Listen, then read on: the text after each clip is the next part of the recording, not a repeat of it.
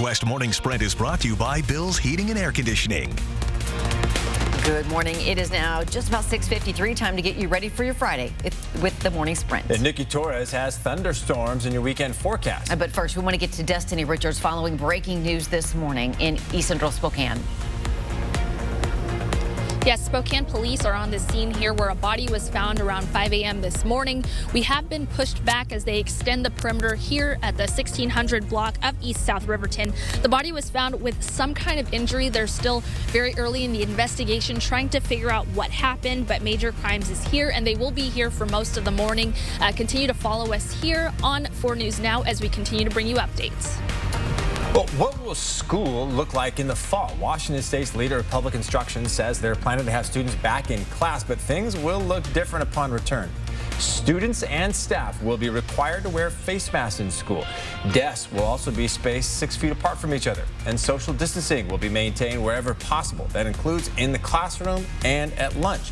The state superintendent's office is putting it all on each individual school district to figure out what's best. Spokane Public Schools hopes to have a detailed plan in place by August 1st. There were 5 newly reported cases in Spokane County since the last report. Speaking of coronavirus, there were 5 newly reported cases across the border in Idaho. Now this makes in Spokane County the first time in June that we have had a single digit instead of a double digit increase. Nearly 800 people have been diagnosed since mid-March. 37 people died from the virus. 7 people are still in the hospital. And with 5 more cases across the border in North Idaho, we've seen 120 confirmed cases since the outbreak began. 94 of those infections are from Kootenai County.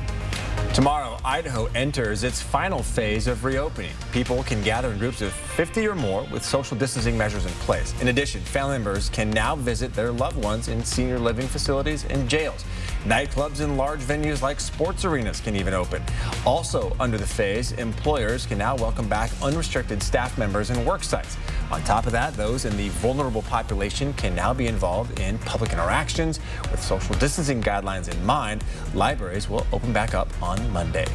Your temperatures are currently in the upper 50s, low 60s for this morning. We are going to see temperatures heat up to the low 80s for today. This morning and early this afternoon, it's going to be a little bit calmer than what we are expecting for later on this evening. We are expecting some thunderstorms overnight, late evening, potentially even into tomorrow morning. So expect that when thunder roars, go indoors.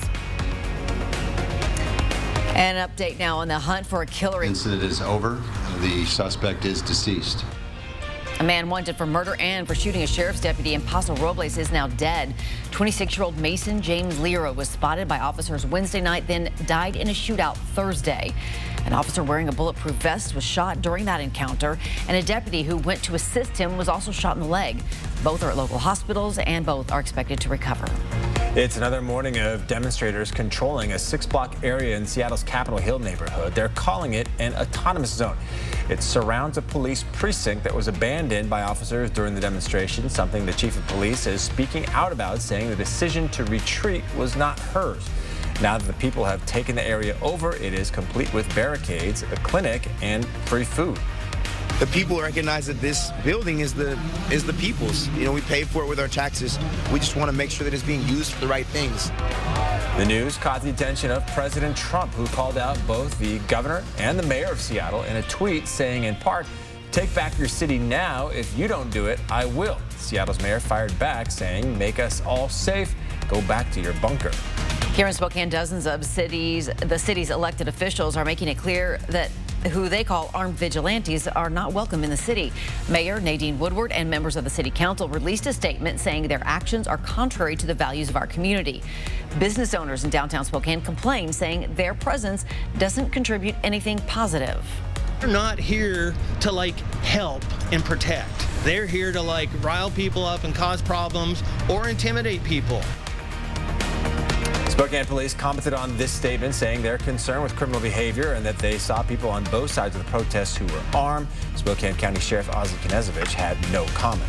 And coming up next on Good Morning America, as the protests against police brutality and excessive force continue to rock the nation, the long-running series Cops and now Live PD are being cut from the airwaves.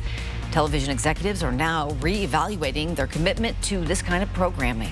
And a big announcement from Bachelor Nation this morning. The brand new Bachelor being revealed right here. And for the first time ever, he's black. It's a big step forward for a show that's been criticized for its lack of diversity. All right, we'll get a final check of the weather with our Nikki Torres as we head into the weekend. That's coming up next.